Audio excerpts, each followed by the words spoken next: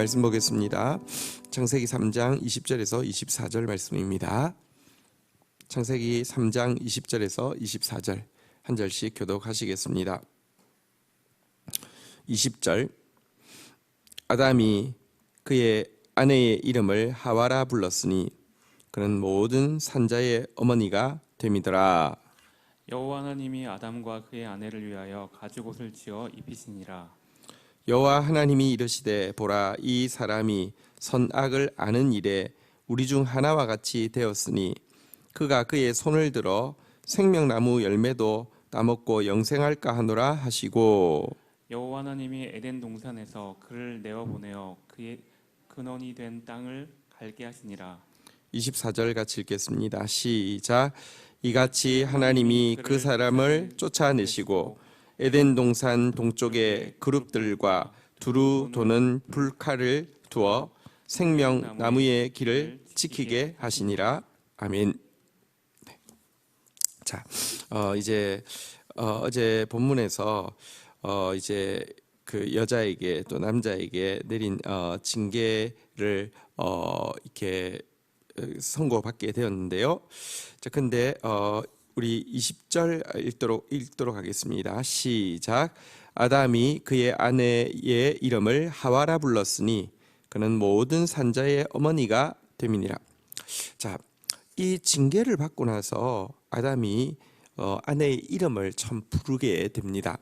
우리가 이제 하와라는 이름은 그 전까지는 없었고요. 이 징계의 내용을 듣고 나서 아담이 부른 이름입니다.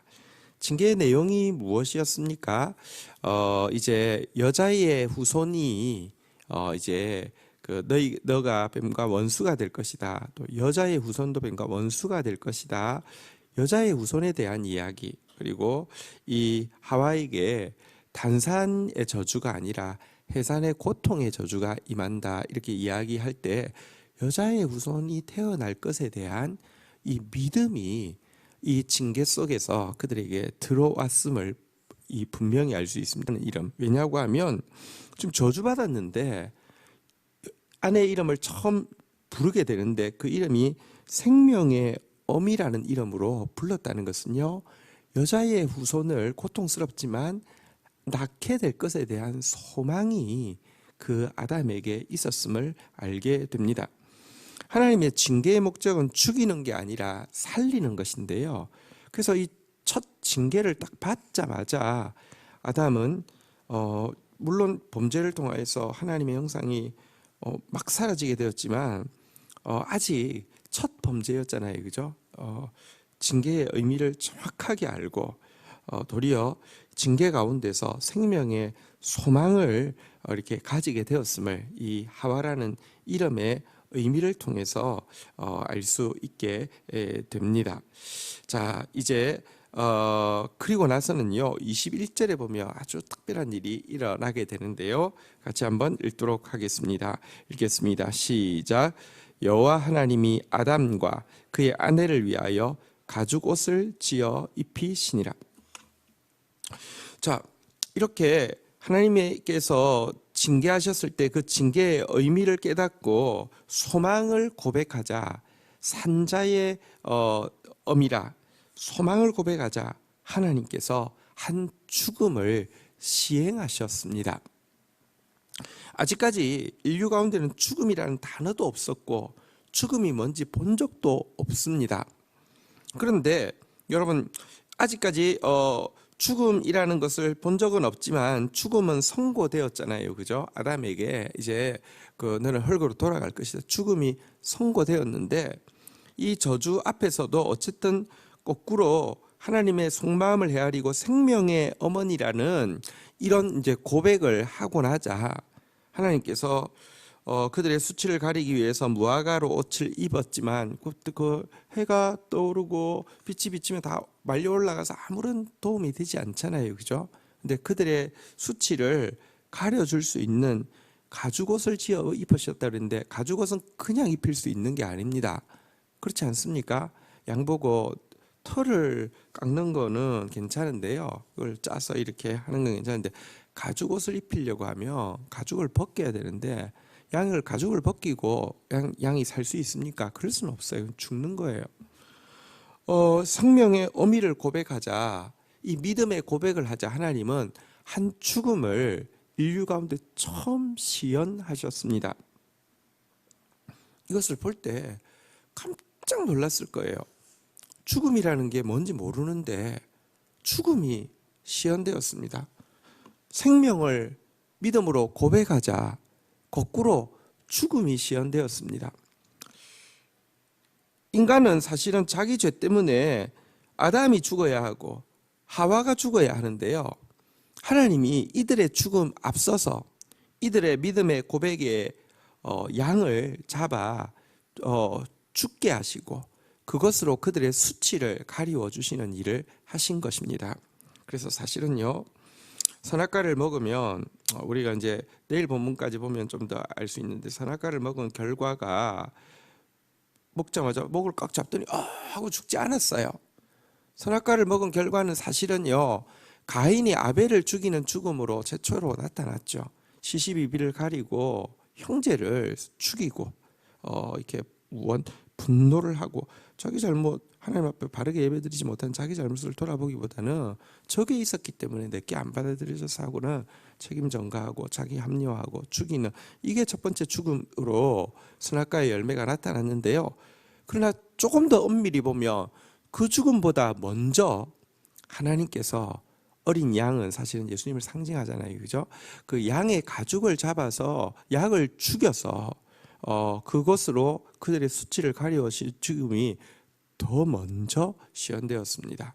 선악과의 그 열매가 인류 가운데 죽음을 가져왔는데 그 죽음보다 먼저 대속의 죽음을 주시는 하나님의 사랑이 성경에는 먼저 기록되어 있습니다. 그래서 이들의 고백, 곧 생명의 어미라는, 산자의 어머니라는 이 고백이 여러분들 유효하게 하나님께서 만들어 주신 것입니다. 인간의 수치를 가릴 방법은 자신의 노력에 있지 않고 오직 하나님의 은혜에, 그리고 사실은 예수 그리스도의 희생의 공로에 있음도 이 본문은 잘 보여주고 있습니다. 자, 이렇게 가죽옷을 지어 입히셨는데요. 가죽옷도 지어 입혔는데 그냥 없었던 일로 하지. 저들이 믿음의 고백도 하는데 없었던 일로 하지. 그냥 두지 뭐, 이렇게 할 수는 없었을까요? 하나님의 이제 그 이후의 대처를 보도록 하겠습니다. 자, 22절 우리 같이 읽도록 하겠습니다. 읽겠습니다. 시작. 여호와 하나님이 이르시되 보라, 이 사람이 선악을 아는 일에 우리 중 하나와 같이 되었으니 그가 그의 손을 들어 생명나무 열매도 따먹고 영생할까 하노라 하시고. 자, 여기 보십시오. 자, 선악을 알게 된 것에 대해서 하나님이 분명히 이렇게 이야기합니다. 보라, 이 사람이 선악을 아는 일에 우리 중 하나와 같이 되었으니. 자, 하나님의 성품에 선악을 분별하는 것이 있음을 여기 분명히 보여주고 있고요. 또 하나님께서 우리를 하나님의 성품으로 지어 만드셨다는 것은요, 그것은 하나님의 DNA를 그대로 복제해서 우리가 하나님처럼 태어났다는 것이 아니라 하나님의 형상을 가지게 하는, 그래서 사실은 하나님의 성품으로 지었다는 것은 성화의 사명이 있음을 보여주는 것이다, 앞에 설명을 했었는데요.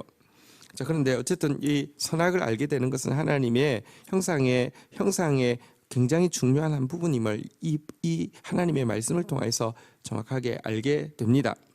자, 그런데 그가 선악을 우리처럼 알게 되었는데 생명나무 열매도 먹고 영생할까 하노라 하면서 하나님 염려하시는 장면을 봅니다.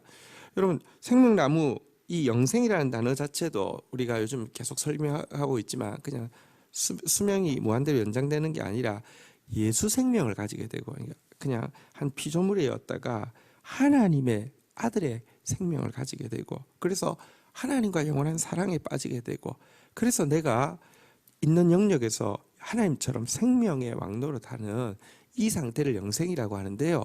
이것도 하나님의 굉장히 중요한 성품이죠. 자, 그런데 왜 선악을 알게 됐는데 생명나무 열매를 먹고 영생하는 거 좋은 일 아닙니까? 다시 이야기합니다. 순서가 잘못되었습니다. 사랑으로 성숙해지기 전에, 예수 생명으로 충만해지기 전에 시시비비를 가리는 것, 이것은요 죽음을 자연스럽게 낳을 수밖에 없다는 것입니다. 내 말 안 들었어? 이유 불문하고 너 죽었어. 이게 아니에요. 이 행위 자체가 죽음을 계속 만들어낸다는 것입니다. 지금도 신종 코로나 바이러스를 대처하는 모습을 보면 여러분, 이것이 나오게 된 과정도 인간의 죄성과 탐욕이 있죠. 막 무분별하게 뭘 먹고 막 이런 것도 사실은 이 질병의 한 중요한 원인인 것 같기는 합니다. 이런 질병이 나오는데도 인간의 죄성이 있지만 이 질병을 대처하는 방법도 보면요, 같은 중국 안에서도 우한 지역을 완전히 이제 그 뭐랄까요, 왕따를 시켜가지고 막 이 사람들 오면 막 매를 들고 차내고 이러는 모습 보이잖아요. 근데 중국 밖에서는 중국 사람들만 와도 막 이렇게 좀 부끄러운 일인데 어쨌든 홍대에서 막 이렇게 막 폭행하면서 쭉 돌아가라고 이런 거는 정말 꼴불견이죠. 그러면 안 되죠. 그런데요, 실제 여러분들 이런 일이 있으면요, 딱 왕따 시켜서 중국 사람 전체에다가 이렇게 이야기합니다. 그러면 유럽 사람들은요, 유럽 지역에 지금 교민들이나 관광객들에 대해서 동양 사람만 보면 우리는 일본 중국 사람 아닙니다. 그렇지만 그 사람들 눈 입장에서 보면 똑같이 생겼어요. 그래서 우리만 봐도 바이러스라고 막 부르고 막 이렇게 그 혐오 표현을 합니다. 여러분 보십시오. 똑같은 일 앞에서요, 이 작은 이것이 이런 그 전염병이 만들어지는 과정도 죄지만 이것을 대처하는 과정도 보면요, 책임 전가하고 우한 사람 때문이야, 중국 사람 때문이야, 동양 사람 때문이야 이러면서요 전부 책임 전가하고 막 정죄하고 판단하기에 그 급한 모습, 이런 게 쌓이면요 나중에는요 이게 막 유언비어가 더해지고 쌓이고 하다 보면 집단 학살로도 나타날 수 있고요, 무시무시한 뭐 이렇게 집단 학살을 하면서도요 아무런 가책도 못 느낄 수 있어요. 악의 이제 이 악이라는 것이 얼마나 평범할 수 있는지를 사실은 막 그때 나치 학살을 하면서도요 아무런 죄책감을 못 느낄 수 있게 만드는 게 뭐냐고 하면 이런 책임 전가입니다. 이런 판단과 정죄입니다. 막 학살했던 사람의 그것에 대해서 가책을 하나도 못 느끼고, 나는 모범 시민이라고 시켜서 했다고, 나는 아무 잘못 없다고, 나는 모른다고 그냥 시켜서 했다고, 이렇게 할 수 있는 것이 인간인데, 이 근저에 이 선악과를 따먹은 이 행위 속에 들어있는 의미가 그렇게 만드는 것입니다. 그래서 하나님은 보십시오, 이들이 만약에 생명은 늘어났는데 이들 속에 사실은요 하나님과의 이제 이 하나님에 대한 불신앙과 불순종, 교만과 불만으로 말미암아 여러분들 수치심, 두려움, 정죄, 판단, 자기 합리화, 책임 전가 이런 것이 들어간 상태로 영원히 산다고 하면 이것은요 사실은 영원히 사는 것이 영생이 아니라 영벌이 되는 것이고요, 저주가 되는 것입니다. 이 사실을 하나님은 염려하시고요. 그 결과 23절, 24절 교독을 하도록 하겠습니다. 여호와 하나님이 에덴 동산에서 그를 보내사 그의 근원이 된 땅을 갈게 하시니라. 이같이 하나님이 그 사람을 쫓아내시고 에덴 동산 동쪽의 그룹들과 두루 도는 불칼을 두어 생명나무의 길을 지키게 하시니라. 그래서 하나님의 해답은 무엇이냐고 하면 에덴 동산에서 추방하는 것이었고요. 에덴 동산에 있는 생명나무에 이르는 길을 그룹들을 통하여서 이렇게 불칼을 가진 그룹들을 통하여서 지키게 하는 행위로 하나님의 사랑이 나타났습니다. 다시 이야기합니다. 하나님은 징계하시면서도 분명히 어리석은 아담도 느낄 수 있도록 구원의 길을, 생명을 줄 것이라는, 여인의 후손을 해산을 통해서 줄 것이라는 것을 분명히 보여주셨고요. 이 선악과의 열매로 죽음이 오기 전에 하나님께서 먼저 인류 가운데 당신의 아들의 죽음을 시연하셨습니다. 그런데 다시 이야기하지만 이 상태에서 영생하는 것은 정말로 저주 중에 저주이기 때문에 에덴 동산에서 추방하시는, 그리고 생명나무에 이르는 길을 차단하시는 것으로 당신의 사랑을 드러내셨습니다. 에덴 동산에서 추방된 인간은 어제 아담에게 저주하신 저주대로 평생 땅을 갈다가 땅으로 돌아가게 하나님께서 만드셨습니다. 이것은 여러분 사실 그러나 완전히 무의미한 것은 아닙니다. 왜냐고 하면 여러분 우리가 진흙이라는 사실을 알게 되는 것은 원죄는 교만이거든요. 그런데 우리가 이 땅을 갈고 땅으로 돌아가는 이 사이클을 통해서 내가 진흙이라는 사실을 알게 되는 것은 우리의 교만이 얼마나 허망하고 부질없는 것인지 알려주는 굉장히 중요한 교훈입니다. 내가 진토임을 알 때에, 그런데요 또 소망이 생기는 것은 하나님은 우리가 진토임을 기억하신다는 말씀이, 보십시오, 성경에 보면 시편에 이런 표현이 나옵니다. 하나님은 우리가 진토임을 이미 기억하고 계십니다. 우리의 이 진토라는 것은 워낙은 그냥 죄성과는 관련이 없었지만 범죄한 이후에는 우리의 죄성도 이제 보여주는데, 주님을 아는데 우리만 진토임을 알면 하나님은 우리 용서하십니다. 왜냐하면 저는 처음부터 진흙으로 만들었기 때문에 저래. 그래서 사실 우리가 스스로 진흙을 갈다가 진흙으로 돌아가는 인생이 스스로 자기가 진흙임을 알기만 알아도, 자기가 죄인임을 깨닫기만 깨달아도 하나님의 긍휼은 불일 듯이 일어나게 됩니다. 이 사실을, 교만이 얼마나 헛된 것인지를, 내가 얼마나 비천한 존재인지를 깨닫게 하기 위해서 진흙을 갈게, 땅을 갈게 하셨고요. 그리고 이제 생명나무를 잃어버리게 된 것은 우리로 하여금 생명나무를 사모하게 하기 위함임도 알 수 있습니다. 아담과 하와는 에덴 동산에 추방되었을 때 그 기쁜 동산을 죄가 잃어버리게 된 것을 탄식했을 것이고, 그 생명나무 열매를 하나씩 먹을 때마다 여러분 수명이 늘어난 게 아니라 사랑이, 예수님과의 로맨스가 늘어났고, 이렇게 만물을 다스리는 사랑으로 만물을 다스릴 수 있는 리더십이 늘어났었는데, 이거를 빼앗기게 된 것, 이거를 가지지 못하게 된 것에 대해서 너무너무 아쉬워하고 그리워하고 하게 되었겠죠. 여러분 이 창세기에 나오는 첫 번째 에피소드는 신라권으로 마치고 있고요. 또 낙원을 잃어버렸기 때문에 낙원을 사모하는 아쉬움으로 시작되어지고 있는데요. 창세기의 마지막 에피소드가 뭔지 혹시 아십니까? 요셉이 이제 죽어서 유골이 될 것인데 자손들에게 이야기하죠. 내 유골을 꼭 이 애굽 땅에 두지 말고 하나님이 장차 우리를 가나안 땅으로 인도하실 텐데 꼭 가지고 가달라는 유언이 마지막 장면을 차지하고 있습니다. 그래서 창세기는 첫 에피소드와 마지막 에피소드가 전부 다 에덴을 잃어버렸고 가나안을 잃어버렸는데 언젠가 그곳에 돌아가고 싶다는 열망으로, 그러니까 창세기의 에피소드는 이렇게 시작과 끝이 그렇게 되어 있습니다. 그리고 여러분 성경 마지막 책인 계시록은 마지막 부분은 어떻게 되어 있습니까? 새하늘과 새 땅에 대한 이야기, 그리고 이것이 참되니 기록하라고 기록하시면서 복락원의 이야기로 끝나고 있습니다.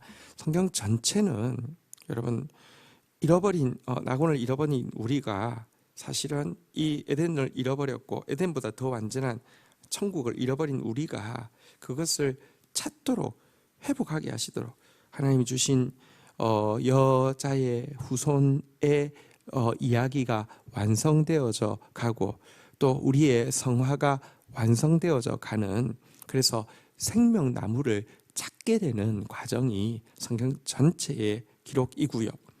특별히 신약 시대를 살고 있는 우리는 이 생명나무의 이렇게 본체인 예수 그리스도께서 우리에게 생명을 주시기 위해서 달리신 나무 십자가를 또 선명하게 보게 되는 과정을 성경은 기록하고 있음을 알게 됩니다.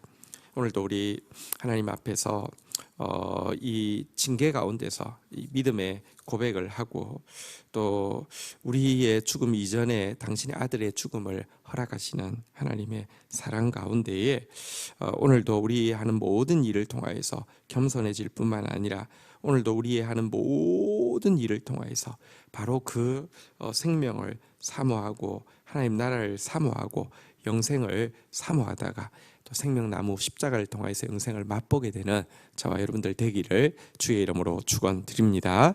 주신 말씀 붙잡고 우리 주님 앞에 나아가 기도하는 시간 가지도록 하겠습니다. 함께 기도하시겠습니다. 하나님 아버지 감사합니다. 이날 주신 말씀을 인하여서 감사하고 이날 주신 소망을 인하여서 감사하고 이날 주신 당신의 아들의 죽음을 인하여서 감사하고 우리 가운데 세워놓으신 생명나무를 인하여서 감사하고 우리에게 예비하고 있는 새하늘과 새 땅을 인하여서 감사합니다. 오늘도 그 좋으신 하나님을 향해 달려가며 오늘도 선악과의 원리로 서로가 서로를 죽이고 판단하고 정죄하고 있는 세상 가운데 생명나무의 원리로 살아드리는 저희들 되어지게 인도하여 주옵소서. 감사합니다. 예수 그리스도의 이름으로 기도 올립니다. 아멘.